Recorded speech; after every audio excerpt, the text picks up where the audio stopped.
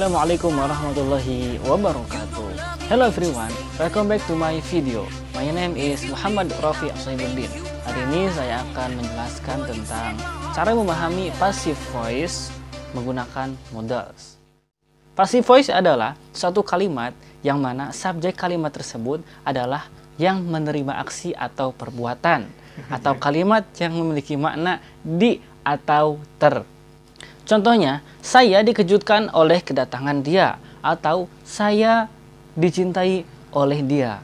Contoh selanjutnya itu dalam bahasa Inggris. Nah, saya akan memberikan contoh dari aktif menjadi pasif. Contoh dari aktifnya adalah you can borrow some books from the library. Yang artinya, kamu dapat meminjam beberapa buku dari perpustakaan. Nah, ketika dirubah menjadi pasif, maka menjadi some book can be borrowed from the library, yang artinya beberapa buku dapat dipinjam dari perpustakaan. Nah, some book di sini ketika dalam kalimat aktif merupakan objek dari kata kerja borrow atau meminjam. Nah, ketika dirubah menjadi pasif, si some book ini berubah menjadi subjek yang tadinya objek. Karena dalam kalimat pasif, objek berubah menjadi subjek. Nah, fungsi dari passive voice ini yaitu digunakan sebagai pernyataan apabila pelaku atau subjek dalam kalimat tersebut tidak disebutkan atau tidak dinyatakan.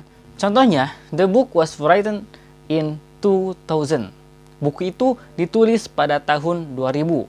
Nah, di sana dalam kalimat tersebut tidak dinyatakan siapa yang menulisnya, maka menggunakan passive voice. Selanjutnya, struktur daripada passive voice ini ada 4. Yang pertama yaitu subject, kedua modals, yang ketiga be, yang keempat verb ketiga. Yang pertama subject. Subject adalah sesuatu yang menerima aksi.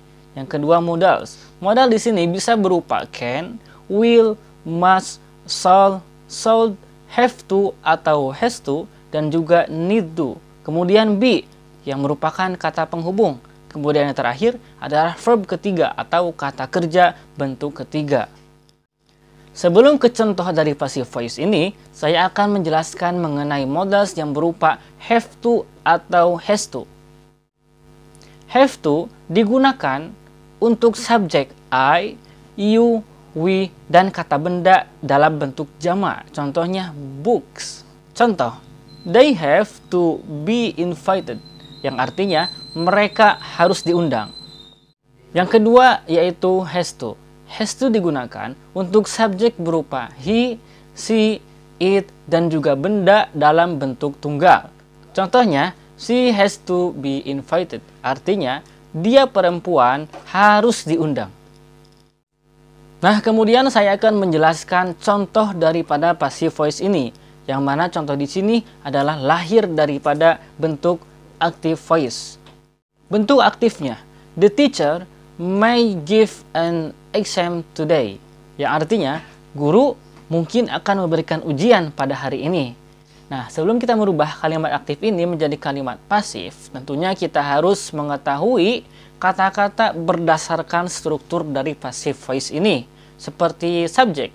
Subjek itu ditemukan dari kata yang menjadi objek dalam kalimat aktif. Jika di sini yaitu berupa an exam. An exam pada mulanya adalah objek. Namun ketika menjadi passive voice, dia menjadi subjek. Maka an exam adalah subjek. Kemudian modals. Modals dari kalimat ini adalah may. Kemudian ditambah be. Kemudian verb ketiga dari kata give adalah given. Maka kalimat tadi jika dirubah menjadi passive voice menjadi an exam may be given by the teacher today. Artinya, ujian mungkin diberikan oleh guru pada hari ini. Nah, mungkin hanya itu yang bisa saya sampaikan. Mohon maaf bila terdapat banyak kesalahan, baik itu dalam ucapan atau dalam materi yang saya sampaikan pada hari ini.